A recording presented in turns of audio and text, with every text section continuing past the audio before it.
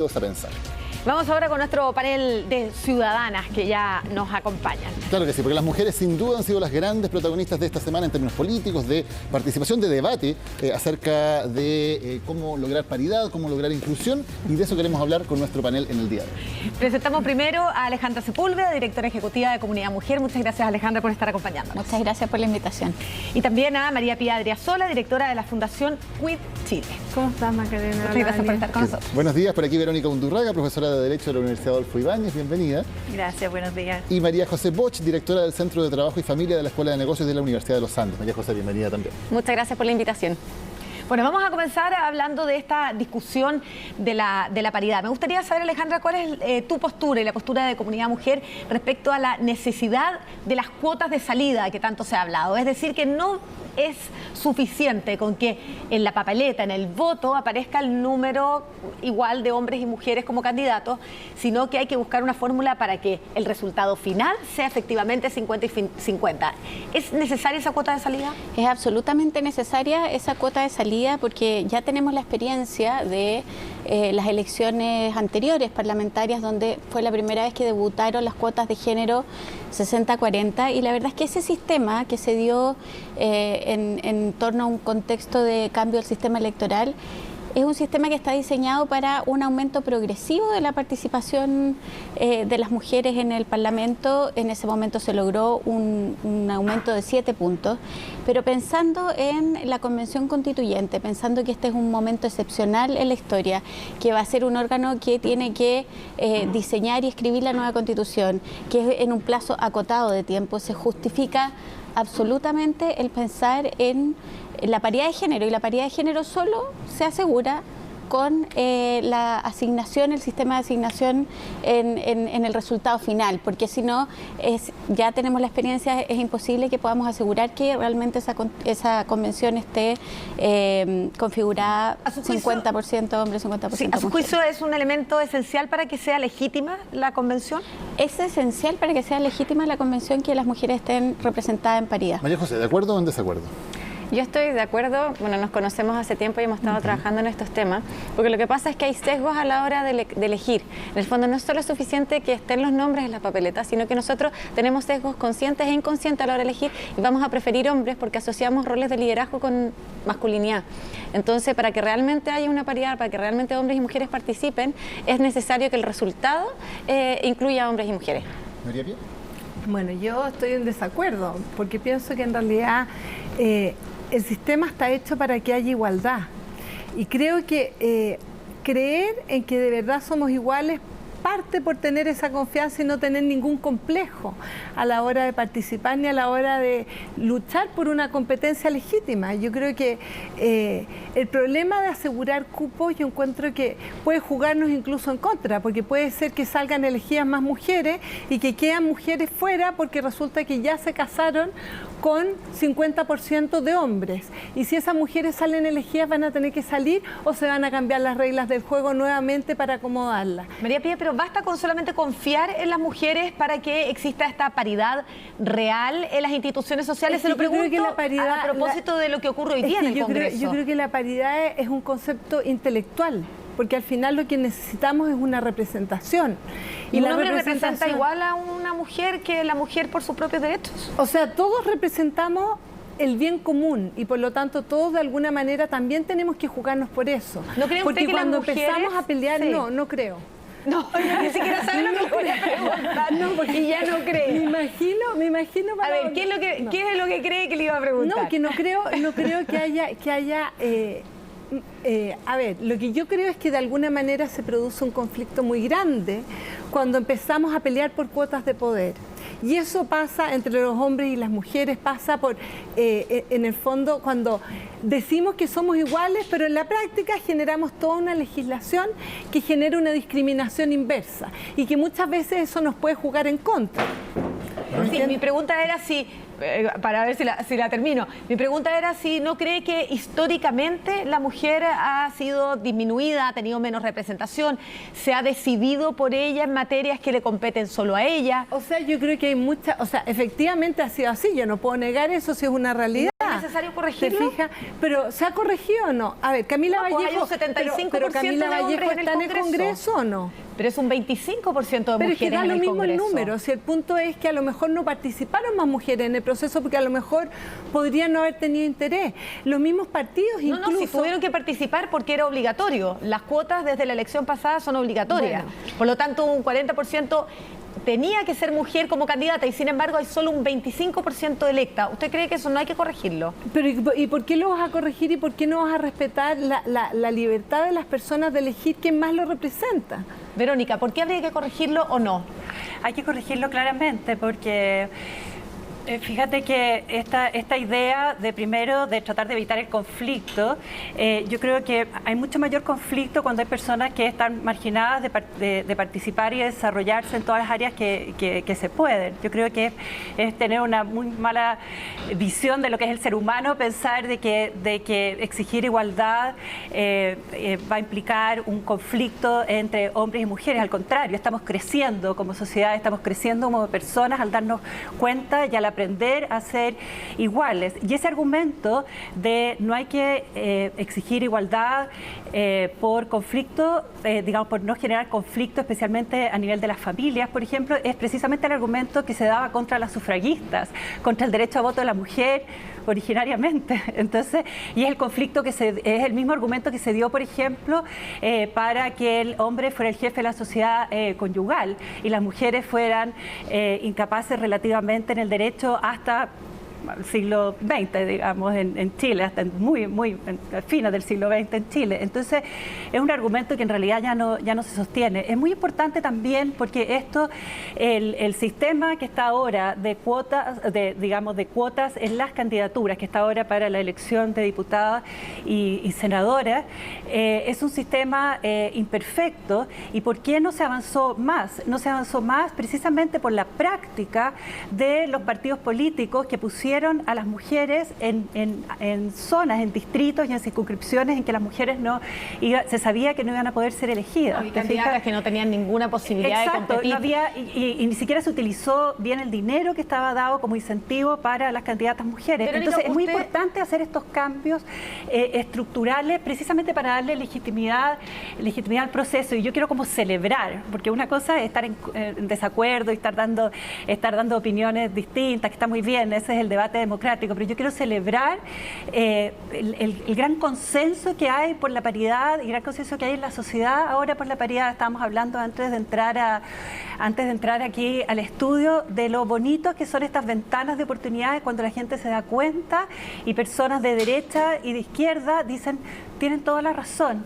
O sea, ha habido barreras estructurales para que puedan ingresar mujeres que sí quieren participar, porque sí quieren participar las mujeres, y que son igualmente capaces. Y además no solo es por el derecho a participar de las mujeres, es por beneficiar a la democracia. El hecho de que haya 70% de hombres en el Congreso quiere decir que ahí hay un 30% de hombres que son más mediocres que las mujeres que podrían haber entrado si uno supone, y me imagino que aquí todos suponemos, que las mujeres y los hombres tenemos los mismos talentos.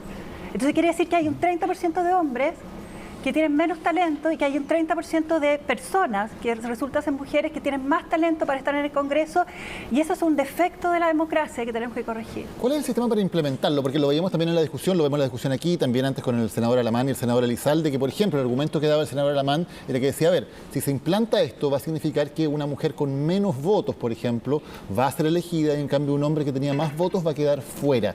¿No es injusto eso? ¿No es meter la mano en la urna, como han dicho algunos, diciendo que ahí se está, por lo tanto se vulneraría la voluntad democrática de las y los votantes de cada distrito? La verdad es que no es un argumento correcto el de decir que esto es meter la mano en la urna. De hecho, sabemos que en todas las elecciones hay sistemas de corrección, ¿no? En el fondo, por ejemplo, en las elecciones parlamentarias, cuando una lista es la lista más votada, también arrastra a diputados o parlamentarios que han tenido menos votación, ¿no?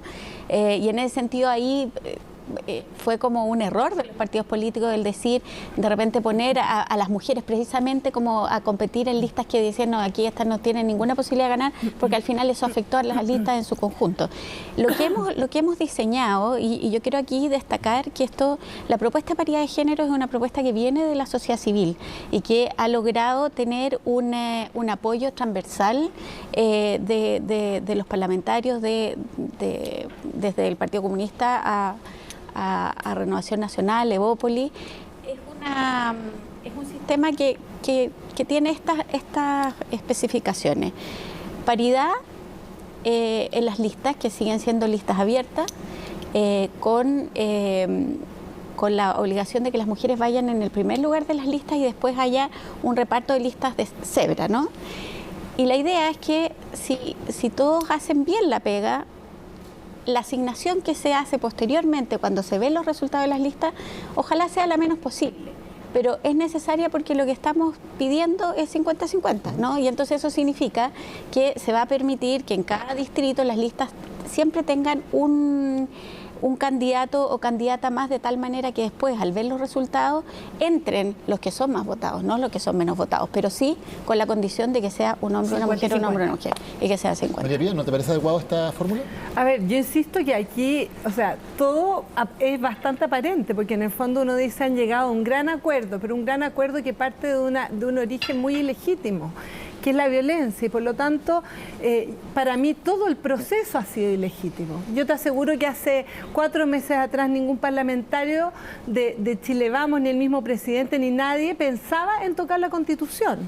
Entonces hemos entrado en un proceso constituyente. Además, las demandas de la calle tenían que ver con soluciones de urgencias sociales como las pensiones, los sueldos, todo esto. Tenemos un parlamento que tiene 155 parlamentarios en la Cámara y 48 senadores. Tenemos que nos cuesta ya un montón de plata, pero ahora vamos a generar otro organismo que nos va a requerir un montón de recursos fiscales para financiar todo el funcionamiento. Si la gente vota por el rechazo, no hay nada de esto, digamos. Bueno, por eso mismo que yo me estoy yendo más que a la paridad, o sea, decir este proceso completo ha sido ilegítimo porque ha tenido un origen en la violencia. Y cuando tú dices, en realidad, yo felicito el acuerdo, perdona, es un acuerdo que es absolutamente forzado por la violencia.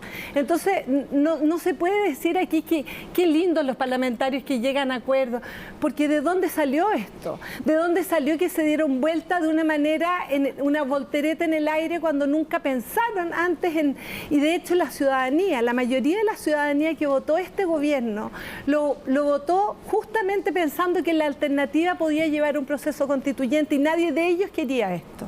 Alejandra quería decir algo. Yo creo que es un error absoluto pensar que este es un acuerdo nacido desde la violencia.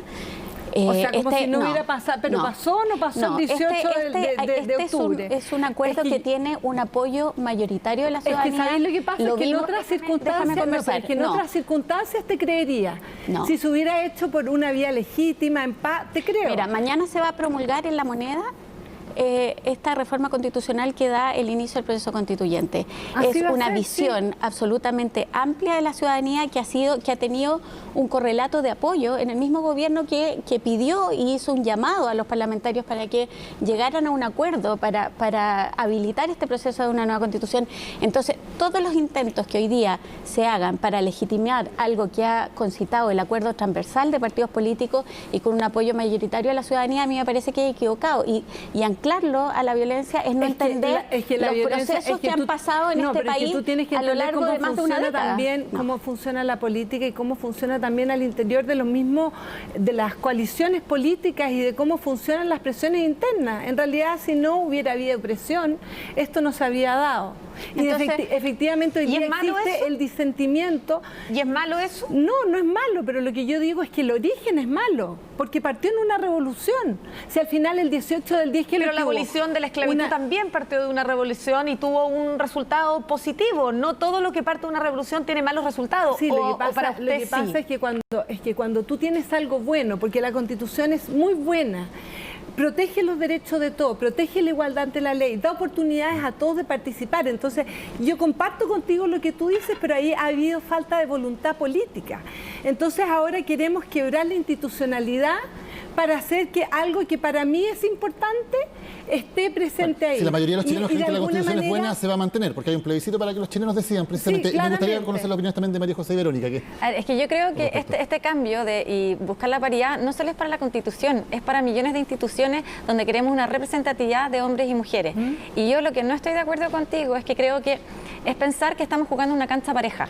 La cancha no es pareja, la cancha está llena de sesgo. En el fondo, si nosotros buscamos posiciones de liderazgo, en nuestra mente vamos a buscar personas masculinas. Entonces, cuando nosotros ponemos a hombres y mujeres, podemos tener las mismas capacidades y vamos a volver a elegir a hombres. Cuando se busca paridad, y esto pasa en las empresas, pasa en la política, pasa en las instituciones, pasa incluso cuando asignamos roles en la familia de qué es lo que debería hacer el hombre y qué es lo que debería hacer la mujer. Entonces, yo creo que este gran movimiento que está sucediendo en Chile, es importante ver que vamos a tener una mayor participación de todos los ciudadanos. Nosotros las mujeres somos una mayoría, de hecho, no somos minoría, somos mayoría ciudadana y podemos participar en las decisiones de poder. Y esto yo creo que es una corrección y un acelerador a los procesos que suceden. Si nosotros dejáramos que todo continuara igual y no provocáramos cuotas, no provocáramos cambios, seguiríamos participando en un 9% de los directorios como pasa hoy en día y no tendríamos una representatividad importante de la mujer. Y para hacer cualquier proceso, sea la Constitución, sea una elección en un directorio, sea en una fundación, en el fondo es importante tener las distintas visiones de la sociedad.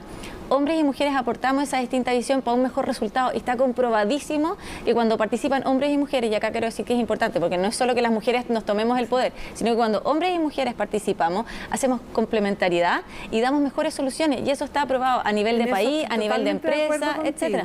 Pero nosotros tenemos que acelerar los cambios y el sistema de cuotas lo que hace es acelerar. ¿Aplicarías cuotas en otros ámbitos también, no solamente para en este plebiscito? Yo aplicaría cuotas. Nosotros estudiamos en la universidad el sistema de cuotas y es un sistema que acelera los procesos. Existen cuotas con penalización, sin penalización y de autorregulación. Mi ideal y lo que tiene mejor resultado son las de autorregulación. Obvio. Cuando tú no te autorregulas, necesita venir la ley que te lo obligue. Pero idealmente, por ejemplo, en las empresas CEP del Estado se hizo cuotas y hay un 42% de participación de mujeres. En las empresas que no tienen cuotas solamente hay un 9%. Eso te dice, no ha habido una autorregulación. Ojalá en vez de decirle, oye, ¿sabes que tienes que hacerlo por ley? Autorregúlate primero. Y lo mismo pasa en política y en todas las cosas de participación ciudadana, donde realmente queremos que toda la sociedad participe, que toda la sociedad dé su opinión, porque ahí buscamos un bien común, que es lo que creo que finalmente todos estamos de acuerdo que es lo que estamos buscando, un mejor país. ¿Verónica? Sí, hoy estoy tan entretenida en esta parte de la conversación que me metería acá, pero quiero retomar la pregunta que hiciste tú, Daniel, esta pregunta de si es meter la mano a la urna, ya han dicho, están defendiendo esta idea de una persona, un voto. Es bien interesante porque, como bien decía Alejandra, fíjese que el único sistema electoral en que realmente se aplica una persona y un voto así matemáticamente es si es que hay un solo distrito nacional, digamos, o una sola circunscripción nacional y toda la gente vota, digamos, en una misma elección. Nosotros en las elecciones parlamentarias, ya sea de diputados o de senadores, y para la Asamblea Constituyente hay distritos y hay distritos, o sea, la gente vota por territorio, o sea, no es lo mismo, no son los mismos candidatos y candidatas en Santiago que en Puerto Montt o qué sé yo en otra parte, ¿no es cierto? Y cuando pasa eso, hay una corrección también porque, por ejemplo, en regiones en que hay muy pocos habitantes, no tendrían derecho a ningún candidato porque para cumplir con esto con una persona, un voto. Y se les da derecho a candidatura precisamente para incluir, ¿no es cierto? Porque no queremos que haya gente que no tenga derecho a estar incluido en el proceso democrático, ¿no es cierto? Lo mismo pasa con los sistemas proporcionales. O sea, además para que hubiera una persona, un voto, tendría que ser no un sistema proporcional, sino un sistema mayoritario completo. O sea, que se ganen estrictamente una sola circunscripción y que ganen estrictamente los que sacan mayor cantidad de votos, ¿no es cierto? Pero no se quiere hacer eso y se utiliza un sistema proporcional también, precisamente para que haya inclusión, para que entonces el sistema binominal, por ejemplo, era un sistema proporcional pero con que se elegían solo 2 personas. Ahí tampoco, el sistema binominal, que los mismos que están ahora defendiendo a una persona un voto, defendieron a morir. En ese sistema binominal no se respetaba a una persona y un voto, porque personas que tenían, la segunda persona que se elegía de una lista que tenía mucho más votos, perdía y le daba el voto a la primera persona de la segunda lista que tenía menos votos. Ya, pero en el sistema actual, o sea, está lleno, que lo que sería quiero correcto decir, que haya ese ajuste, digamos, que eventualmente, o sea, un hombre que haya sacado más votos pueda no ser elegido, y una mujer que tiene menos. Es tan bonito, porque la idea de una persona, un voto, ha sido defendida desde siempre por los abolicionistas, por las sufragistas, etcétera, precisamente porque la idea detrás de esa frase es la inclusión, ¿me entiendes? Y la idea de las correcciones también es una idea de inclusión. Las correcciones geográficas, argumento de que afecta a la democracia. Al contrario, mejora la democracia, porque la democracia implica ser incluidos. Y además, estas mujeres que van a, o este hombre, porque María Pía tiene razón, eventualmente, teóricamente, podría una mujer tener, como pasó en el Colegio de Abogados, y yo quiero defender lo que pasó en el Colegio de Abogados, y me encantó que tuviéramos que cederle espacios a un hombre. Ese hombre o esa mujer que tiene que ceder a otra persona que tiene menos votos es de la misma lista, y uno vota por ideas también, ¿me entiendes? O sea, tampoco va a salir una persona nada que ver que va a tomar el espacio, sino que va a ser dentro de un grupo de pensamiento, digamos, de personas que piensan igual y me representan en mis ideas. O sea, son correcciones que hemos aceptado siempre por materias geográficas y por materias ideológicas. Y curiosamente, cuando la razón de la corrección es el género, empiezan a haber personas que defienden la idea como tan formalista de una persona y un voto. María José plantea otro tema que me parece también muy interesante, que no solamente en la representación política, sino, por ejemplo, en los directorios de las empresas, donde sabemos que la participación femenina es muy, muy baja todavía. Una posibilidad es la autorregulación. Otra posibilidad, por ejemplo, Angela Merkel en Alemania lo ha hecho, es tratar de incluir normas al respecto. ¿Cómo se puede ampliar también esa participación de las mujeres en otras instancias de la sociedad? Bueno, la verdad es que la acción afirmativa es muy efectiva, ya ha comprobado a lo largo de la historia y en los procesos que han vivido distintos países, que es, como decía María José, que es un acelerador de procesos que de otra manera no llegan. Y no llegan porque hay factores culturales que están obviamente impidiendo y levantando barreras enormes para que las mujeres estén en esos espacios de toma de decisión, y en ese sentido Chile ha sido un país muy conservador y muy machista a lo largo de las décadas y de la historia, donde efectivamente todo ese reparto de poder las mujeres no han estado presentes. Y también es porque tenemos normas y tenemos unas reglas del juego que también son legales, que tampoco permiten que las mujeres estemos más presentes en estos espacios de toma de decisión. ¿Por qué? Y ahí yo creo que la María José va a estar muy de acuerdo conmigo. Todo el sistema de cuidado, de protección a la maternidad y toda esa carga de trabajo está en la mujer. Entonces eso nos hace que también se nos discrimine en el mundo del trabajo. No van a poder estar, no van a estar presentes. Tampoco tenemos el mismo acceso a los bienes de producción, ganamos menos. Financiar una campaña electoral tiene una carga enorme, y lo que vimos, por ejemplo, para verlo en el plano de la política, lo que vimos en la elección pasada es que los partidos políticos le dieron menos recursos a las mujeres para competir. O sea, hay una serie de factores que no son solo factores internos, sino que también externos, que han hecho que para nosotros sea imposible o prácticamente sobre todo imposible para una generalidad y para una amplitud de mujeres. Sí han llegado mujeres, por supuesto, pero las mujeres que han podido tener más privilegios o que han tenido biografías excepcionales. En el caso de la política, mujeres que también están dentro de las mismas trenzas de poder o son parte de familias que han tenido una tradición de participación política. Entonces, la verdad es que lo que vemos en la evidencia internacional, en Europa, es que las acciones afirmativas y las cuotas son el mecanismo, son el mecanismo para llegar.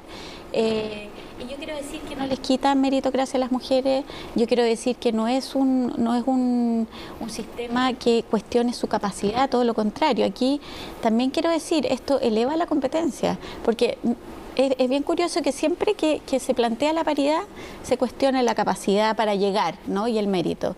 Y no hemos hablado de cuál es el mérito o la capacidad de los que hoy día están y que muchos demuestran que no tienen realmente dedos para el piano.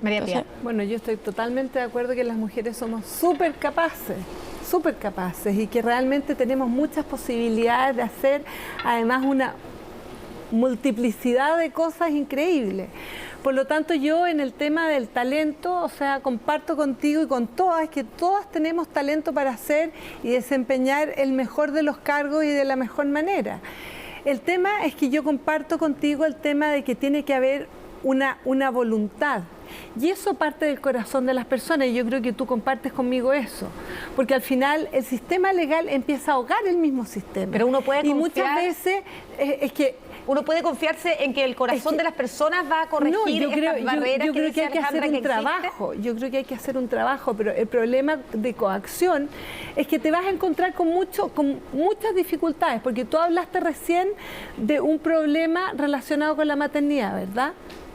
¿Sí o no? Sí, claro, bueno, efectivamente a las mujeres les toca por doble partida, porque muchas mujeres se dedican a su maternidad y quieren seguir con su carrera. Y cuando ocurre esa dualidad, a las mismas mujeres les cuesta mucho. Muchas veces ellas mismas hacen toman la opción de dejar de lado un rato su carrera mientras se preocupan de sus hijos, porque también entienden que en el orden social tienen un rol fundamental e insustituible. No es cosa de decirle al marido, mira, amamanta tú. No se puede, ¿me entiendes? Entonces yo creo que también hay que comprender que hay realidades que también ponen dificultades que son propias de la naturaleza. Entonces donde yo voy es que las empresas sí tienen que tener voluntad de equilibrar. Lo mismo que los partidos políticos, porque aquí los problemas que ustedes han señalado tienen que ver con cómo se han comportado las personas que integran los partidos políticos. Porque que han habido mujeres que han querido participar, han habido. Que han habido trampas en el sistema para que a lo mejor no hayan salido electas, pueden haber habido, pero esas no son fallas del sistema, son de las personas. Y puede cambiar la ley y igual van a ver. Es que me gustaría complementar algo que dijo, pero de otro lado, que en el fondo nosotros tenemos en Chile, la maternidad es súper importante. Yo dirijo el Centro de Trabajo y Familia del ESE, que voy por la familia, para mí la familia es el pilar de la sociedad, pero sí es importante, tanto como estamos hablando acá, de valorar a la mujer en política, valorar a la mujer en la empresa, es súper importante valorar al hombre en la familia. La familia, en el fondo, sin padre, tiene consecuencias también. Entonces, cuando la mujer se quiere desarrollar laboralmente, es súper importante decir, también está el hombre que aporta muchísimo y que tiene un efecto y un impacto en el desarrollo de los niños y la primera infancia brutal. Si el padre no está presente, hay más obesidad, hay menos desarrollo cognitivo, hay más agresividad, etcétera.